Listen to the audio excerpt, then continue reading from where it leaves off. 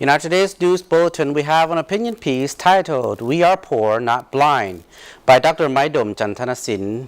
This opinion was in response in recent weeks the government of the Lao PDR has received a visit from a UN Special Rapporteur who holds a mandate on extreme poverty and human rights. Details in the following report. According to information posted on his Facebook and website, the Special Rapporteur has been traveling to parts Attapeu and Hua Phan provinces of Laos, meeting government agencies and local authorities during his 11-day visit.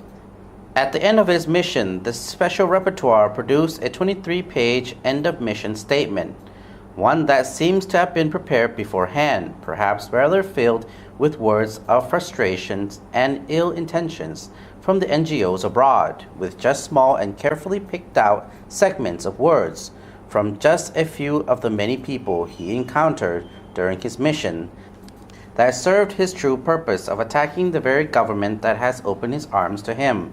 Those biasly selected words were just to add salt to the wounds rather than adding any credibility to his so-called UN mission.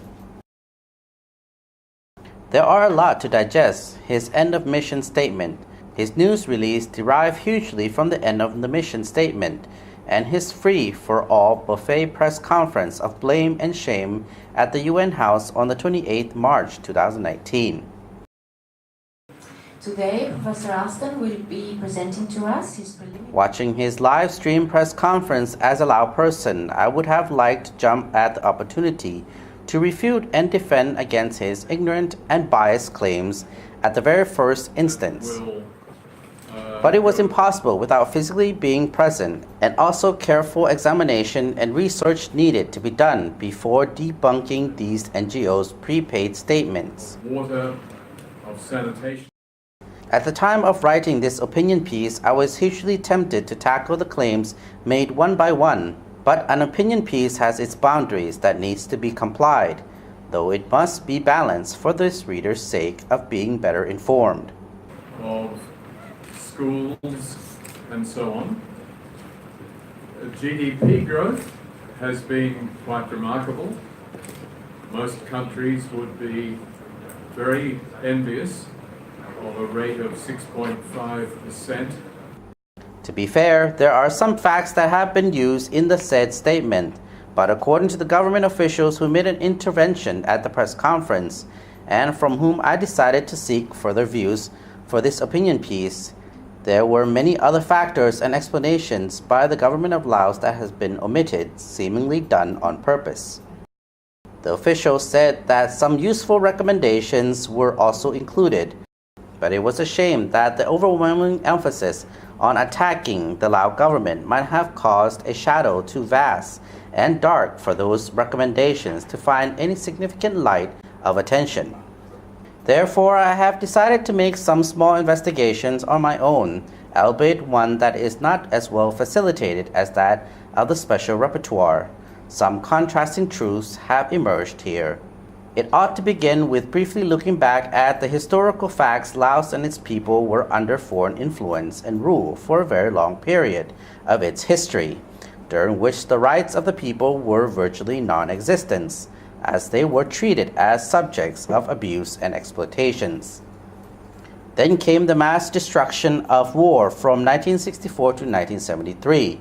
The country and its people endured so much gruesome devastations that poverty and grave danger were a norm. Safety and security were by chance, and making a normal living was a pipe dream.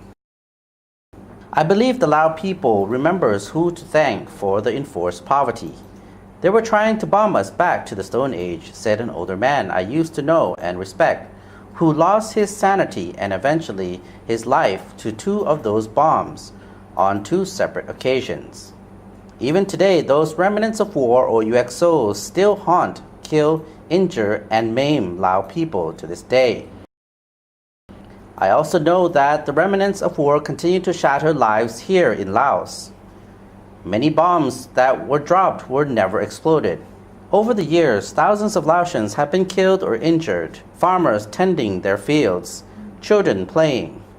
President Obama said in his remarks to Laos on 6 September 2016 in Vientiane,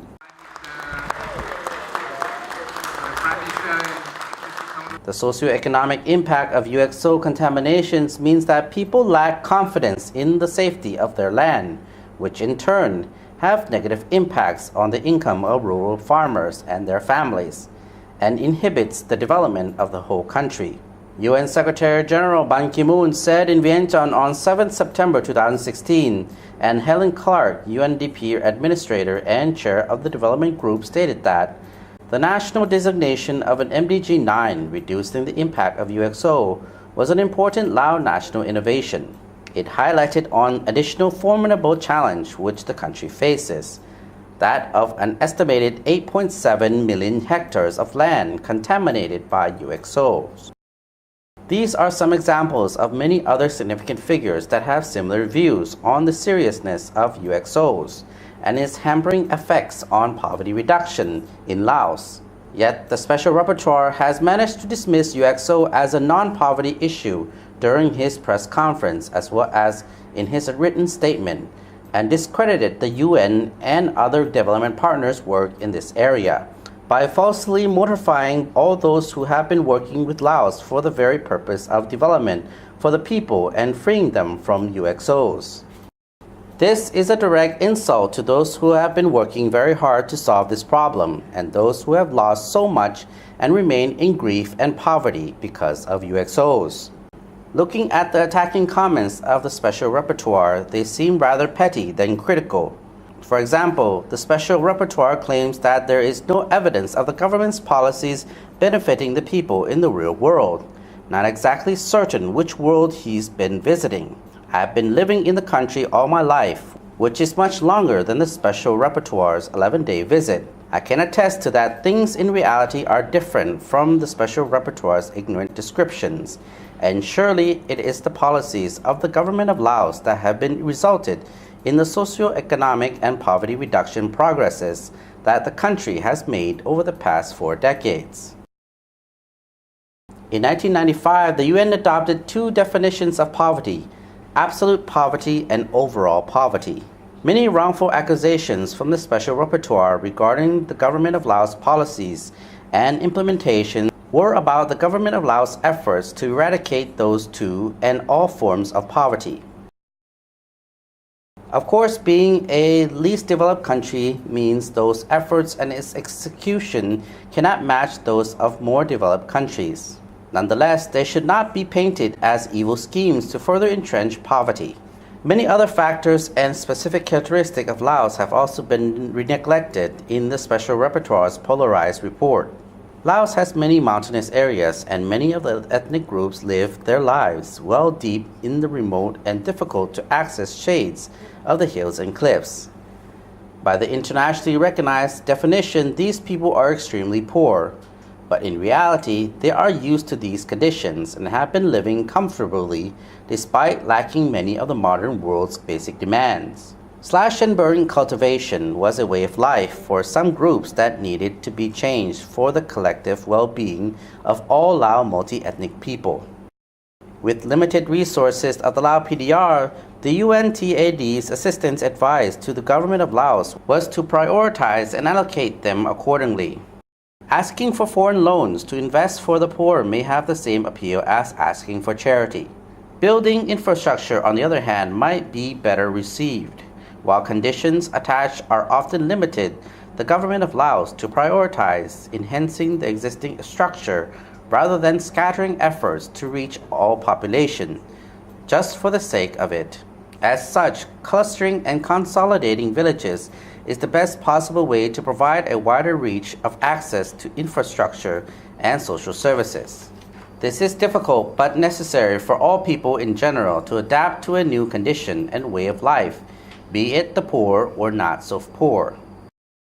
Many people who are used to living freely in the unclaimed land and forest have had difficulties in abandoning slash and burn cultivation and other illegal cultivation or hunting of wildlife. It can be observed in the media that the government of Laos had held many dissemination campaigns as well as training to try to carve out these prohibited old ways and to help ease their transition into modern, legal, and more productive cultivation. Other campaigns have been made to help the people to be more adaptive to a better way of life, including sanitation, healthcare, and education for children. The special rapporteur seems to have suggested that the government of Laos leave them where they were originally and just provide basic services, which would be too costly and difficult to reach, while allowing them to continue to go on with their old and harmful ways of life. For example, deforestation, hunting of endangered wildlife, leave women to give birth in the forests, child marriages, and so on. In terms of human rights, according to officials who I talked to, the government of Laos has always tried to uphold its international human rights obligations. Be that as it may, it is less than perfect, but no country on earth can claim otherwise. Change can be seen on the constitution and legislation that have adopted international human rights concepts, principles, and clauses into its provisions. Some laws have also included human rights-related terms and offenses. In practice, consultations and dissemination campaigns, including through various medias and community speakers, have been held. Also, training workshops for law schools and government officials have also been conducted over the past decade. We are learning as we go, and it is important that we are moving forward steadily without drastic changes that may not match the desire of our people, said the official. And for the middle classes, but not for the rest of the population. And that's... In so many words, the special rapporteur has entrenched himself as an accuser and judge. There are more constructive and useful ways to be critical, but his news release has shown that his mind had been made up before ever coming to Laos. His words crafted by some NGOs who have been looking from the outside in and kept trying to survive and make themselves be present and relevant for their own gains. Even more problematically, anyone can make baseless allegations. The worst is that this UN man hides behind his UN cloaks while trying to hold the rest of us accountable for our true opinions. all the theory... Though gradually declines, poverty in Laos is still real.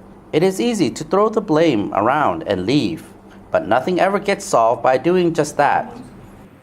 inadequate compensation. It is a shame that the UN special procedure has been turned into just another mud-throwing festival for the arrogant few that can afford to.